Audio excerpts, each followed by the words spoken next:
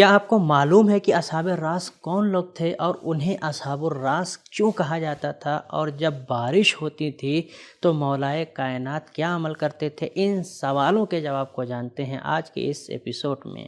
اعوذ باللہ من الشیطان الرجیم، بسم اللہ الرحمن الرحیم۔ ناظرین السلام علیکم۔ آج کے ایپیسوڈ میں ہم سورہ قاف کی 6 آیتوں کی تفسیر آپ کے سامنے پیش کریں گے۔ تو آئیے سب سے پہلے آیت نمبر 9، 10 اور 11 کی تفسیر کو جاننے کے لیے ان کی تلاوت اور ترجمے کو غور سے سن لیتے ہیں۔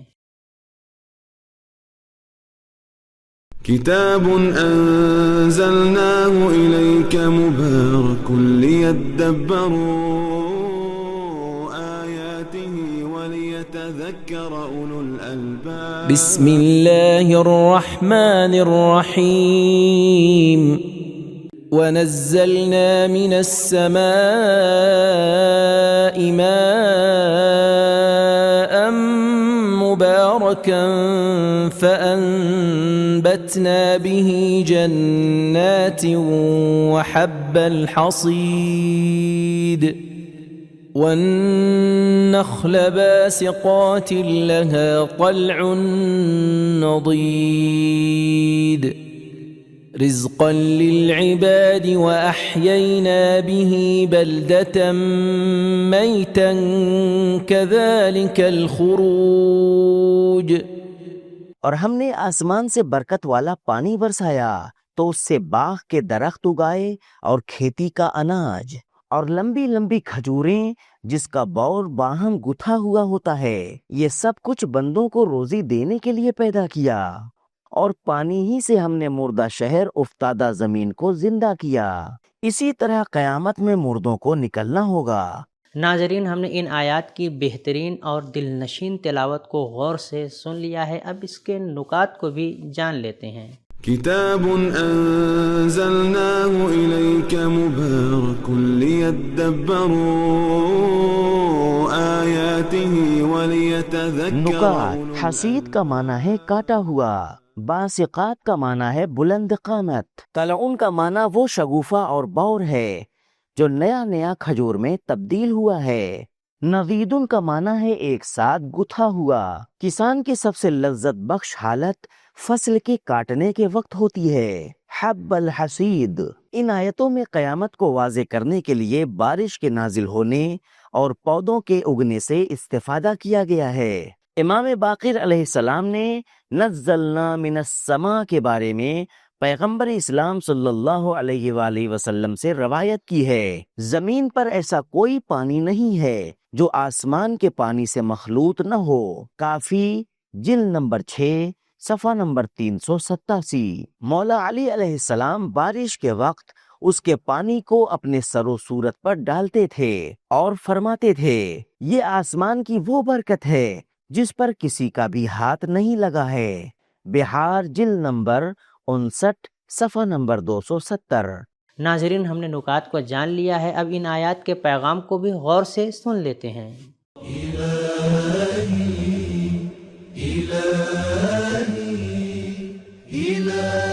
پیغام نمبر 1، بارش کا برسنا یوں اگرچہ طبعی اسباب کی وجہ سے ہوتا ہے لیکن اللہ کے ارادے سے ہوتا ہے۔ نمبر 2، بارش زمین کی حیات اور برکت کا وسیلہ ہے۔ بلاؤں کا نابود ہونا، پودوں کا اگنا، ہوا کی لطافت اور چشموں کا جاری ہونا بارش کی برکتوں میں سے ہے۔ نمبر 3، پھلوں کے درمیان کھجور کی ایک الگ ہی اہمیت ہے، کھجور کے درخت کا الگ سے نام لیا گیا ہے۔ نمبر 4، انسان کا رزق بندگی کا ذریعہ ہونا چاہیے۔ نمبر 5، معقولات کو بیان کرنے کے لیے محسوسات سے استفادہ کریں۔ نمبر 6، اللہ کی قدرت کو دیکھنا انسان کے لیے مردوں کے زندہ ہونے کے مسئلے کو آسان کر دیتا ہے۔ نمبر 7، اللہ کے کاموں میں خصوصی جامعیت پائی جاتی ہے، اللہ نے صنعت، حکمت اور معرفت کو آپس میں جمع کر دیا ہے۔ کھجور کے درخت کی لمبائی اور اس کے بور کی خوبصورتی اللہ کے ہنر اور صنعت کی علامت ہے۔ پھلوں کا رزق ہونا اللہ کی حکمت کی علامت اور مردہ زمین سے طرح طرح کی سبزیوں اور دوسری فصلوں کو اگانا انسان کے لیے ہدایت اور قیامت لانے پر اللہ کے قادر ہونے کی معرفت کا ذریعہ ہے۔ ناظرین، اب اس تفسیری سلسلے کو آگے بڑھاتے ہوئے آیت نمبر 12، 13 اور 14 کی تفسیر کو جاننے کے لیے سب سے پہلے ان کی تلاوت اور ترجمے کو غور سے سن لیتے ہیں۔ كتاب أنزلناه إليك مبارك ليدبروا آياته وليتذكر أولو الألباب بسم الله الرحمن الرحيم كذبت قبلهم قوم نوح وأصحاب الرس وثمود وعاد وفرعون وإخوان لوط وأصحاب الأيكة وقوم تبع كل كذب الرسل فحق وعيد۔ ان سے پہلے نوح کی قوم اور خندق والوں اور قوم سمود نے اپنے اپنے پیغمبر کو جھٹلایا، اور قوم عاد اور فرعون اور لوط کی قوم اور بن کے رہنے والوں قوم شعیب اور تبا کی قوم، ان سب نے اپنے اپنے پیغمبر کو جھٹلایا، تو ہمارا عذاب کا وعدہ پورا ہو کر رہا۔ ناظرین، پروردگار عالم نے اپنے بندگان خاص کے لیے ان آیات میں کچھ خاص نکات رکھے ہوئے ہیں، آئیے ان نکات کو جان لیتے ہیں۔ كتاب أنزلناه إليك مبارك ليدبروا آياته وليتذكر أولو الألباب۔ اصحاب الرس کا نام اس سورہ اور سورہ فرقان کی آیت نمبر 38 میں آیا ہے۔ اصحاب الرس یمامہ میں رہتے تھے اور ان کے نبی کا نام حنظلہ تھا، جن کو ان لوگوں نے جھٹلایا اور انہیں کنویں میں ڈال دیا۔ چونکہ رس کا معنی کنواں ہوتا ہے، اسی لیے اس قوم کو اصحاب الرس کہا گیا ہے۔ بعض لوگ اصحاب الرس اس قوم کو جانتے ہیں جو صنوبر کے درخت کو معبود مانتے اور اس کی پوجا کرتے تھے۔ تفسیر نمونہ، امام صادق علیہ السلام اصحاب رس کے عذاب کی وجہ کے بارے میں فرماتے ہیں، ان کی عورتیں عورتوں کے ساتھ رہتی تھیں اور ہم جنس باز تھیں۔ کافی جلد نمبر 5 صفحہ نمبر 551۔ قوم سمود حضرت صالح علیہ السلام کی قوم اور قوم عاد حضرت ہود کی قوم تھی۔ ایکا کا معنی ہے بیابان اور ایسی جگہ کہ جہاں گھنے گھنے درخت ہوں۔ اصحاب ایکا حضرت شعیب کی قوم کے کچھ لوگ تھے جو بیابانوں میں رہتے تھے۔ سورہ ہجر اور سورہ شعراء میں ان کا نام آیا ہے۔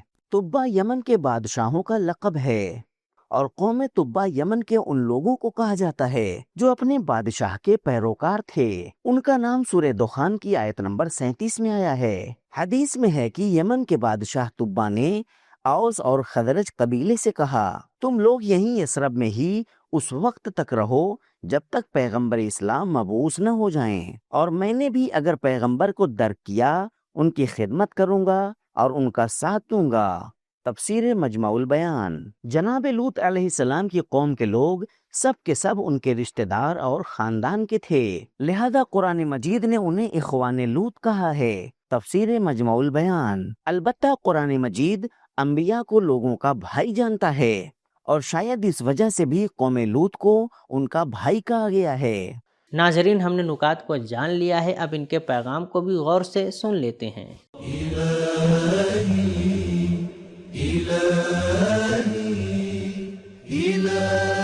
پیغام نمبر 1، انبیاء کی تاریخ اور ان کی مشکلات کو جاننا پیغمبر اسلام صلی اللہ علیہ وآلہ وسلم کے لیے تسلی کا ذریعہ ہے۔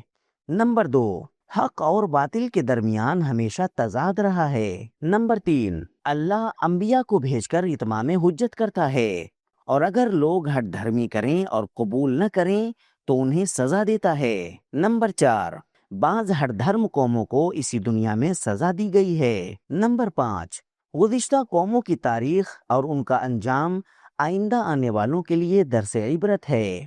نمبر 6، کسی بھی نبی کو جھٹلانے کا نتیجہ اللہ کا عذاب ہے۔ تو ناظرین، آج کے ایپیسوڈ میں ہم نے جانا کہ مولا کائنات جب بارش ہوا کرتی تھی تو بارش کا پانی لیا کرتے تھے اور اسے اپنے سر و صورت میں ملا کرتے تھے اور فرمایا کرتے تھے کہ یہ وہ برکت ہے آسمان کی جس پر کسی کا بھی ہاتھ نہیں لگا ہے۔ اور اصحاب راس یمامہ میں رہا کرتے تھے اور ان کے نبی کا نام حنظلہ تھا، اور ان لوگوں نے اپنے نبی کو جھٹلایا اور انہیں کنویں میں ڈال دیا تھا۔ یہ تھا ہمارا آج کا ایپیسوڈ، ملتے ہیں اگلے ایپیسوڈ میں، تب تک کے لیے شکریہ، خدا حافظ۔